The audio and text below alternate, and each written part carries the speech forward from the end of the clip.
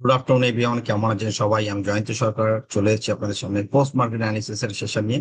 তো আজ আমরা আলোচনা করব 27/8/2026। আজ কিন্তু সেন্সেক্স এর মান্থলি এক্সপায়ারি এবং সেটা কিন্তু ইন্টারেস্টিং হতে চলেছে। তো সকলে চোখ রাখবো শেষ অবধি, মার্কেট যতক্ষণ না ক্লোজ হচ্ছে। তো প্রত্যেকে চোখ রাখবেন যে কি হচ্ছে, কারণ মার্কেট কিন্তু লাস্ট এক্সপায়ারি যেটা মান্থলি ছিল নিফটির স্পেশালি, এবং সেখানে নিফটির সমস্ত স্টকের ক্ষেত্রে কিন্তু স্পেশালি নিফটি যখন ক্লোজ করেছিল লাস্ট মঙ্গলবার, আজ থেকে ঠিক দুদিন আগে, সেখানে কিন্তু লাস্ট মোমেন্টামে কিন্তু পুরো চমকে দিয়ে চলে গেছিল।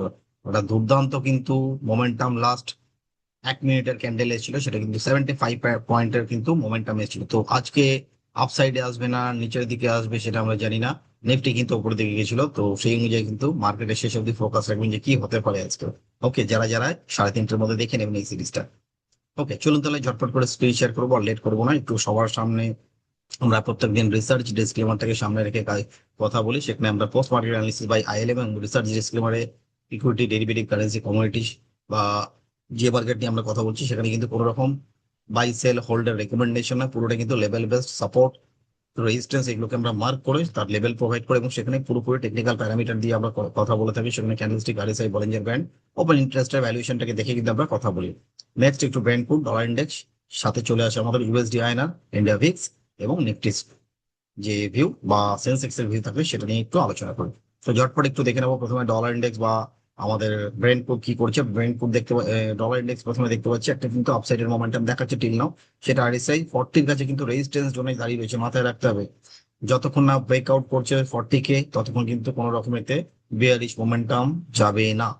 ততক্ষণ কিন্তু আমরা এখানে বিয়ারিশই ধরে চলবো, না হলে পরে কিন্তু যখন 40 ব্রেকআউট হবে তখন ধরবো যে সেটা কিন্তু একটা সাইডওয়েজ মোমেন্টামে আছে, এবং সেটাও কিন্তু 99.5 এর ওপরে যখন ট্রেড হতে শুরু করবে, তার আগে অব্দি নয়। ঠিক আছে, তো ব্রেন্ট টুডে যদি আমরা চলে আসি, ব্রেন্ট টুডকে বর্তমানে আজকে দেখবো যে কোথায় দাঁড়িয়ে রয়েছে। ব্রেন্ট টুড কিন্তু একটা বেয়ারিশ ফ্ল্যাগ প্যাটার্ন এবং ডাউন ট্রেন্ডের পরে কিন্তু একটা সাইডওয়েজ মোমেন্টাম দেখাচ্ছে, এবং আরএসআই কিন্তু 60-40 জোনে বুলিশ আর কিন্তু নয় ব্রেন্ট টুড। ঠিক আছে, ইউএসডি আইএনআর এবং ইন্ডিয়া ভিক্স কি করছে সেখানে যদি একটু চোখ রাখি, ইউএসডি আইএনআর কিন্তু আজকে গ্যাপ আপ ওপেনিং এর সাথে কিন্তু একদম ছোট্ট একটা বলি সারামিক কাইন্ড অফ ক্যান্ডেলস্টিক ফরমেশন করেছে, এবং সেটা আরএসআই 42.94 থেকে কিন্তু একটা বাউন্স ব্যাক দেখে কিন্তু সোজা 49.78 আপাতত ট্রেড হচ্ছে। এটা হচ্ছে ইউএসডি আইএনআর এর মোমেন্টাম, এবং এখানে কিন্তু আবার একটা আপসাইড মোমেন্টাম যদি আগামী দিনে আসে অবাক হওয়ার কিছু নেই। কারণটা হচ্ছে এখানে ইন্ডিয়া ভিক্স যেটা মেন কালপ্রিট হিসাবে যদি আমরা ধরি, সেখানে কিন্তু ইন্ডিয়া ভিক্সে কিন্তু ডেইলি চার্টে পজিটিভ ডাইভারজেন্স এসছে। একটু চোখ রাখুন এই দিকটায়। লাস্ট জুন মাসের এখানে লাইন এখনো কিন্তু প্লট করা রয়েছে, সেখানে কিন্তু একটা পজিটিভ ডাইভারজেন্স ফরমেশন হয়েছিল। তার এফেক্ট কিন্তু সোজা 26%-এর ভিক্স। তো ভোলাটাইলি কিন্তু যে সময় যে কোনো মুহূর্তে কিন্তু আপসাইড নিলেও নিতে পারে। ঠিক আছে, মাথায় রাখবেন একটু। নিফটিকে দেখে নেবো ঝটপট করে একটু। সবার প্রথমে নিফটিকে দেখে নিচ্ছি আমরা এখানটায়। নিফটিতে কিন্তু আপাতত একটা বেয়ারিশ মোমেন্টামই চলছে এখন অব্দি টিল নাও, এবং সেখানে দাঁড়িয়ে সাইড ওয়েজ জোনের ভেতরে কিন্তু বেয়ারিশ মোমেন্টামের সাথে আজকে গ্যাপ আপ ওপেনিং হওয়া সত্ত্বেও কিন্তু সেটা সাস্টেন করতে পারেনি। সেখান থেকে কিন্তু গতকালের যে ক্লোজিং 207, অলমোস্ট 180-90-তে ট্রেড হচ্ছে। এটা হচ্ছে বর্তমান কন্ডিশন নিফটির। তো সেখানে নিফটি কিন্তু লোয়ার ব্যান্ডের কাছাকাছি আছে এবং সেন্টার ব্যান্ডের মাঝামাঝি রয়েছে। তো সেন্টার ব্যান্ড এবং লোয়ার ব্যান্ডের মধ্যে যখন স্টকটি চলছে, এই নিফটি যখন চলছে, তো সেখান থেকে লোয়ার লিমিট 24,000 এবং উপরের দিকে কিন্তু আপসাইড কিন্তু অনেকটাই খোলা। কারণ যদি আপসাইডে যায় এখান থেকে একটা কনসোলিডেশনের পর, এটা কিন্তু বেয়ারিশ মোমেন্টাম নয়।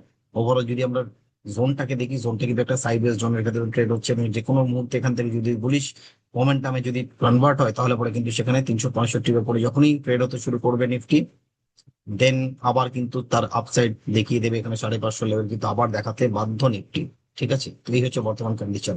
তো আমাদের অপশনের স্ট্র্যাটেজি সবার শেষে নিফটির ওপরেই থাকছে, চোখ রাখুন শেষ অব্দি। প্রথম স্টক চলে এসেছে আমাদের কাছে কল্যাণ জুয়েলার্স। অনেকেই নাম জানি স্টকটিতে, আজকে দেখতে পাচ্ছি একটা সুন্দর ব্রেকআউটের পরিকল্পনা চলছে, এবং আরএসআই 60-র উপরে এসে স্টকটি মাঝখানে কিন্তু প্রচন্ড ফল এসেছিল, এবং সেখান থেকে ধীরে ধীরে রিকভারি দিয়ে আমরা দেখতে পাচ্ছি বর্তমানে সাপোর্ট এরিয়া হচ্ছে 605, রেজিস্ট্যান্স হচ্ছে 645। স্টকটি চলছে আপাতত 630-এর আশপাশে।